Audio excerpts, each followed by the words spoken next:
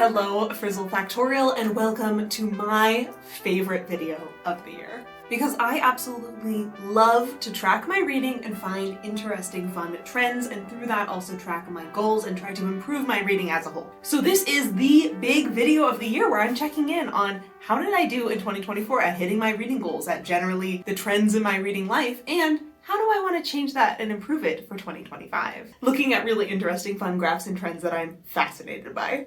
So let's go. My first goal for 2024 was to read one book. And what do you know it? I accomplished that goal. I like a goal of reading one book in a year as a statement of it doesn't matter how much you read, I'm just doing this for fun and I don't really care about the numbers.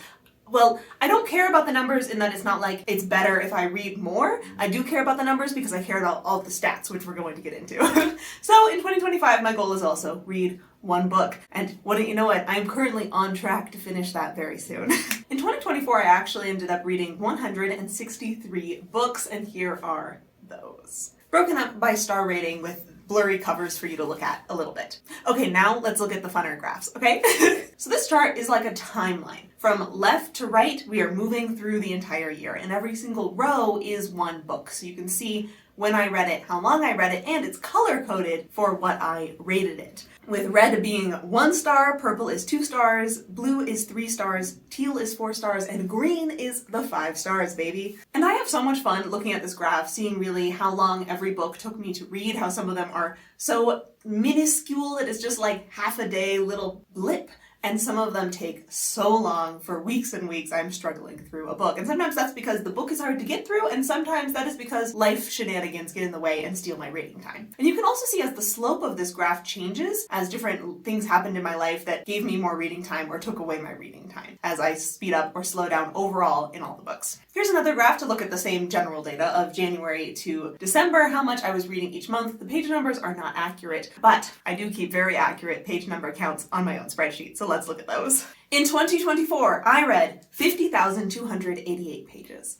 It's a fun number. I like it a lot. Here's a histogram of how long the books were that I was reading, and here's a few interesting things about it. One, we have a spike here around 90 pages, and though throughout the year I did read a few novellas that were around that length, the real spike here comes from all the books I'm DNFing, where I'm only reading 90 pages of the book, and then that's what gets recorded in my spreadsheet, because oftentimes that's about when I say I've given this book enough of a shot, I'm giving it. And then we've got another spike, which is more representative of how long the books are that I'm reading, around 350 pages. And then all the way at the end, at 1,790 pages, we have one book, Outlier, which is the longest book I read this year. Surprise, surprise, Wind and Truth by Brandon Sanderson. Now, for all of the books in this chart, except Wind and Truth, I used for the page numbers that I'm putting into my spreadsheet the Kindle edition of the book, because I find that that's generally pretty consistent of words per page kind of metric. However, for some reason, for Wind and Truth, the hardback is like 1,400 pages long, and then they had the audacity to also make the Kindle edition 1,400 pages long, and you look at these pages and the formatting on them. Let me just grab a book. You see how many words are on this page? If this book had normal Kindle edition formatting, it would not be 1,400 pages. So I went and I calculated what it would be. By normal Kindle edition formatting, it ends up being about 275 words per page. It should actually be 1,790 pages. So that's what I put in my spreadsheet, because I read those pages and I want them to count.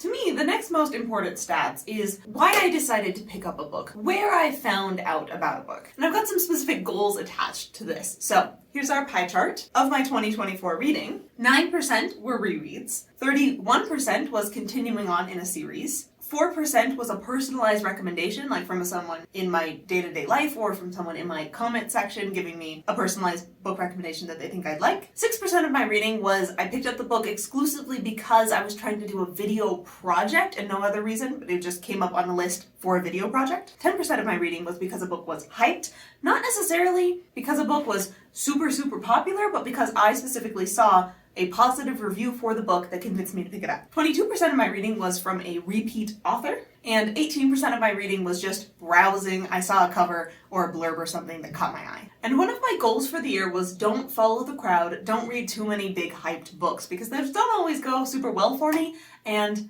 I successfully did this goal because in 2023, 19% of my reading was for hyped books, and this year it's only 10%. So I'm decreasing it. I think right now 10%, that's a pretty good number. I like it. I also had a goal to read more personalized book recommendations. In 2023, 4.2% of my reading was personalized book recommendations, and in 2024, it was 4.3. So we went up 0.1%, which, though technically I'm going to check this off as I accomplished the goal. I don't know if I practically accomplished the goal. I didn't really read more personalized book recommendations, but I think I'm just going to throw out that goal anyway. Because though I do very much enjoy getting personalized book recommendations, it just doesn't happen all that often compared to all the other books I pick up. So it's hard for me to accomplish the goal when it relies so much on other people to make it happen. Now, why do I care so much about how I'm finding out about books? It's because I want to find books that I'm loving and I want to know where those are coming from. So here is the average star rating for each of those categories. Of course, rereads, as always, is the highest with an average rating of 4.6. Next is continuing on in a series with 3.6, also makes sense. Then personalized book recommendations with a 3.6. Those are generally going very well, which is one of the reasons why I like them and like to prioritize them. Then projects gets a 3.4. This is amazing because in the past, projects has been the worst category. In 2023, this was the end of the bunch with an average of 2.5. This year, to get all the way up to 3.4, I was doing a lot of really successful projects. Hyped books gets a 3.3 average, which is a little low, but acceptable. Repeat author devastatingly comes in with a 3.1, which is sad because you think that reading from authors that I've loved before would be more consistently good, but apparently not. And then coming in last with a 3.0 is just browsing. In addition to goals about how I choose what books to pick up, I have goals about how I make lists about what books I want to pick up. So that is my want to read list on Goodreads. And I decided it would be better for my mental health and ability to choose what book I want to read next if I could get this list under 100 books. At the beginning of 2024, there was 132 books on my want to read list, and my goal was to get that number under 100. And wouldn't you know it, we are currently at 98! Woo! I did the goal. It's actually interesting that I accomplished this goal about midway through the year, and then I've just been maintaining it under 100 for the second half of the year, and that's gone great, and I've liked it a lot. I want to add the goal for 2025 to keep this under 100 because it does make it easier to pick out books that I want to read when I've got a smaller selection of collected books that I want to read. There's also this handy dandy pie chart of how I got my books this year. This blue slice of the pie, 71% is I borrowed the book, usually from the library. 10% of my reading is I bought the book, typically an ebook. And then 19% of my reading is I was given the book, usually from a publisher, which I am always very grateful to get ARCs that way. I also love to look at the publication year of the books that I'm reading, so here's a spread of most of those. We've got a lot of my reading is concentrated over there on the right in the most recent years, but this chart also stops at 1990 because I didn't want to have it trail on forever. So here's a few of the books that didn't make it onto the chart, the oldest books I read this year. We have Pride and Prejudice, published in 1813. Fellowship of the Ring from 1954. Surely You're Joking, Mr. Feynman from 1985. Howl's Moving Castle from 1986. And Falcon from 1989. Here's another way I love to look at the distribution of my reading as a scatter chart. So the x-axis here is the 2024 calendar year when I read the book. And then from top being 2024 all the way down to bottom being 1990 is where I have my cutoff, the publication year of all of the books. So you can see how my reading generally clusters around the present day, where I'm reading a lot of 2024 releases, but I do spread out a fair amount. Next, let's talk about the moods of my reading, the genres, the book tone. So book tone is a reader personality test that I designed. If you want to learn more about it or if you want to take the test, I'll link that in the footnotes for you, but here is the short version. You and every fiction book can be classified under a book tone. And you are most likely to enjoy books that match your book tone type or are close to it. Books are categorized based on a few different things in this personality type system. One, are they more intellectual or emotional books? And then are they more plot focused, character focused, or atmosphere focused, or any mixes of those? And that's how we get all of these colors. My type tends to center around the light blue region, which is intellectual books that are character focused, usually skewing on towards the purple, which is towards plot focused. So character focused, plot focused books that are intellectual, those are generally the ones that I love the most. And here is all the books I read in 2024 with a pie chart of their book tone. And this year I managed to hit every single type. No, I didn't want to hit every single type because a lot of these books were duds. I generally don't love orange or red or yellow books, but I end up accidentally finding them all the time. And you can see my taste represented well in this chart, where now this is the average star rating for every book tone of the books I read this year. So you can see in the greens, blues, purples, and grays, all the colors that have character focused, those are the higher ones, and then the colors without character focus tend to be lower.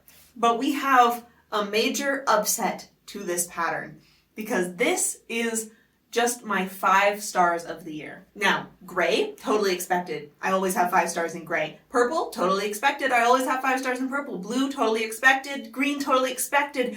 Yellow. You're telling me a yellow got 5 stars this year? What world are we living in? I know that there's so many people watching this right now that are like, what's the big deal? And like, let me tell you what the big deal is. Because I have never given a chiffon yellow book, which is intellectual, atmosphere focused, a 5 star. In fact, here's the graph of all of my chiffon yellow ratings of all time. You can see we've got plenty of 1 stars, plenty of 2 stars, that's where most of them are, plenty of 3 stars, absolutely no 4 stars. And before this year, not a single 5 star either. And now we've got a 5 star there. And like, what even? How did I give a book that is just focused on like the curiosity and atmosphere 5 stars?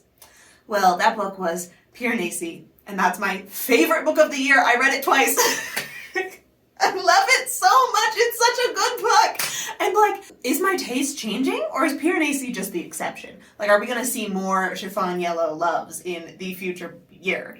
I don't know how I feel about this. Like, here is all time the 5 stars I have given. As you can see, it is almost exclusively the gray, purple, blue, and green, the character focused types. I don't know how to feel about how my favorite book of the year broke the statistical trend that I thought was so solid. Like, on one hand, I'm excited. I love cool data things. On the other hand, I'm a little disturbed because this thing that I thought was so solid isn't. But I guess we'll see how things go. I'm excited to see what my stats look like next year. Now let's look at a more normal way of categorizing books, genre.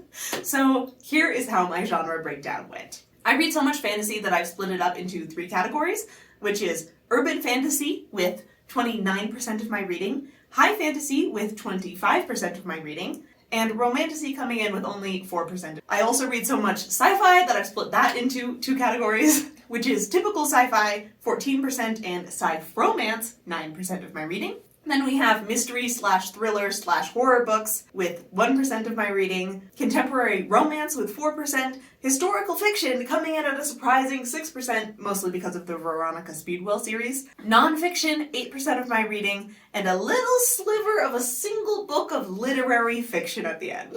The only goal I had for genre this year was to read at least 10 nonfiction because I wanted to get into nonfiction a little bit, and I succeeded at that goal. I read 13 nonfiction this year. Did I find nonfiction that I absolutely loved? Not really. Most of them were duds, so I don't think I'm going to be continuing that goal. I know that out there is probably nonfiction that I would like, but I'm just having a real trouble finding it. So here is the star ratings for each of those genres. Urban fantasy takes both the most read genre and highest rated genre with an average star rating of 3.7, doing pretty good. Coming in second, surprisingly, is mystery thriller with a 3.5. Now, I only read 2 books this year that I classified as mystery thriller horror, one of which was a 2-star and one of which was a 5-star. So I don't really know if we can take anything from this average from such a small sample size. Then we have sci-romance coming in with a strong 3.4. High fantasy also gets a 3.4. Sci-fi also a 3.4. All pretty tied up there. Contemporary romance gets a 3.3. Historical comes in with a 3.1, nonfiction also a 3.1, romantasy a 3.0, which is kind of surprising because in the past, romantasy has been a much more consistently high genre for me, but I only read a handful of romantasy this year and they all were 3 stars. That's where we're at. And literary fiction, I only read one of them this year and I gave it 2 stars. And then graphic novels, I didn't read any. Looking at the moods of my reading as determined by Storygraph, we have mostly adventurous, then mysterious, emotional, dark, funny, lighthearted. I don't think that this graph gives a whole lot of insight, but it's fun to look at. Where 34% of the books I pick up would be considered fast-paced, 56% to medium pace, and 9% to slow pace. And I would say that generally I can love all different kinds of pacing, just depending on how it's done and what we're focusing on. Next, I want to talk about DNF, books that I did not finish. because I've got some hefty goals associated with this. In 2024, I DNF'd 15% of my reading. That is 6,122 pages in all of these books that I didn't bother to read because I just wasn't enjoying the book, and I count that as a big success because one of my goals was to DNF more. Now, the specific goal I have for DNFing is I don't want to hate a book and still finish it. These are books that I'm giving 1 or 2 stars and still finishing. And in 2023, the slice of this pie, those books that I hated and still finished, was 4.2%. And I said I wanted to get it even lower in 2024. In 2024, I reached 6.1%. It increased, and this hurts my soul. Because I don't want to be finishing a book that I hate. Like, that's such a waste of time to be reading these pages that I'm not enjoying. So I'm going to make an even more ambitious goal for 2025. Because just having it be like less than last year, I don't think is good enough. Like, we need a dramatic shift. I'm going to say I want my percentage of 2025 books that I'm hating but still finishing to be less than 2%. Now, I don't think I can quite achieve 0%, because sometimes, like, a book is feeling 3 stars until a terrible ending and then it gets downgraded to 2 stars. So sometimes it's a little hard to DNF before I reach 2-star mark, but I do not want to finish a single book this year that I'm feeling 2 stars about from the beginning. I want my final number to be less than 2%. I hope that worked out. If you would like to hear a lot more about my stats and philosophy around DNFing, I recently made a video breaking all those down, and I'll link that in the footnotes for you. Next, the statistic I'm sure you guys were all waiting for, my star ratings for the year. So here is my star rating distribution for 2024. It's pretty. I like it. I like that it's a bell curve centered on 4 stars. I think that's a good way to rate books, and I'm happy with myself there. There are some things that I am a little less and more happy about, so let's get into the nitty-gritty. My goal for 2024 was to have an average star rating of over 3.35. 3.35 because that's what I got in 2023, and I wanted to beat 2023, right? In 2024, we reached a 3.40, a whole 0.05 star points higher, which feels like a great success because I've been trying to hit this goal for like 3 years now, and I've finally done it. I finally surpassed my goal line and got my average star rating up through picking up good books. Love it.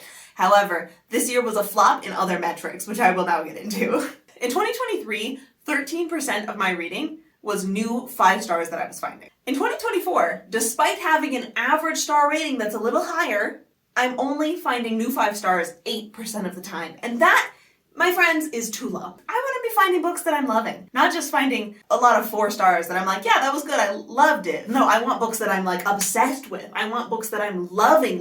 I want books that blow my mind. I want to find the new favorites. I want to find the 5 stars.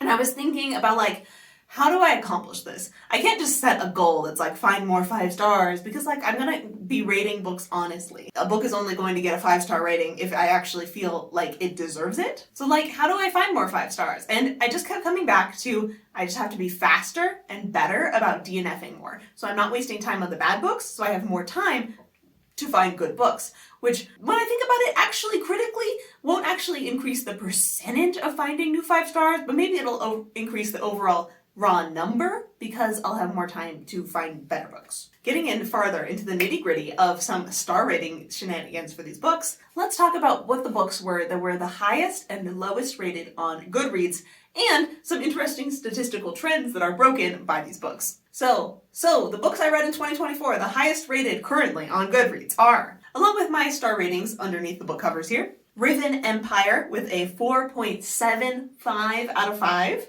Rarkin's Fall with a 4.73, Wind and Truth with a 4.59, and that one is dropping fast the farther we get from its publication date.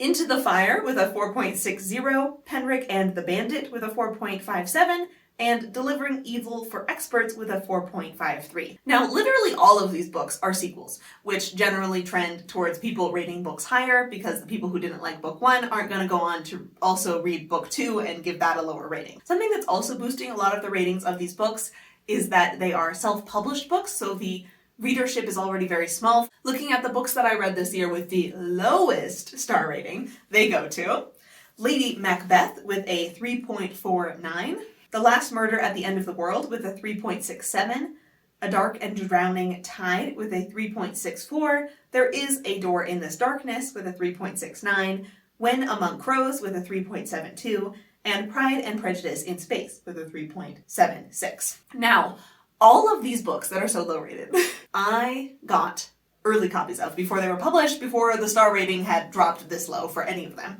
And the reason that that is significant is I don't pick up books generally if they have less than a 3.75 on Goodreads. That is my cutoff. And very occasionally, I will make an exception for this. But generally, if a book has under 3.75, I say, meh, I'm not reading it. And here's the reason why I set that cutoff. And the reason why I'm rethinking the cutoff now. Here's a graph of all the books I've ever read that I've put on Goodreads. Here on the x-axis on the bottom is the Goodreads average rating. On the left here we have some of the lowest books with a 3.2, and over on the right we have some of the highest books with a 4.8. Then my rating is the y-axis. So we've got a row of my 1 stars, 2 stars, 3 stars, 4 stars, and 5 stars. That makes sense? I think you can read the chart now. There's a little bit of a trend, a little bit, of the higher average rating a book has, the more likely I am to rate it highly. But there's quite a lot of scatter spread here, where if a book has like a 3.8, I'm just as likely to give it a 5 star as I am to give it like a 2 star. However, before this year, I had never given a 5 star to a book that had less than a 3.75. And that's why I drew my cutoff line right there. Because I'm looking for 5 stars. And if I'm never going to rate a book 5 stars that's less than 3.75, then like, why would I bother picking up books that were rated that low? And even my 5 stars that were rated in like just above 3.75, I could look at them and be like, yeah, I see why these have low ratings. I see why they're not for everyone. Maybe it's a little trash, but like I'm trash for it and I give it 5 stars anyway. And then we have this little blue dot, which is When Among Crows, which is a book that I read this year. I gave it 5 stars. It is one of my top books of the year. I loved it so much. I read it twice this year. It is 0% trash in any way, and yet it has a 3.72 below my cutoff. And if I just saw this book out in the wild today, I would decide not to pick it up based on the cutoff. So I'm starting to rethink, maybe I should put my cutoff more like 3.70, or maybe I should throw out my cutoff altogether, but I feel like it's a useful metric. I don't know. Let me know in the comments what you think. I was thinking long and hard about like, what other reading goals do I want to make this year? Do I want to make goals for my content or this or that? And there's one thing that I kept coming back to, which I want to make a goal to make at least 12 bonus videos for my patrons this year. I do average about 1 bonus video a month, but I want to like make it a strict goal to actually make it happen this year. And I think I already know what my first bonus video of 2025 is going to be, because I want to do a deep dive stats into my favorite authors of the year. So I think that's going to be a patron-only video. Now, as a quick overview of what tiers you can get these bonus videos at, because it's not all the tiers. My lowest tier, the fish tier, is YouTube memberships. There, you get a monthly book club, which is on Discord and has live shows. You get early access to my videos and a little bit of behind-the-scenes things. A little bit. My higher tiers of patrons are done through Ko-fi. You can find a link in the description, and those are the Foxes and Flamingos. Foxes additionally get way more behind-the-scenes content and bonus videos. Flamingos additionally get personalized book recommendations and merch twice a year mailed to them. And that is a wrap on 2024. I'm excited to see what 2025 brings.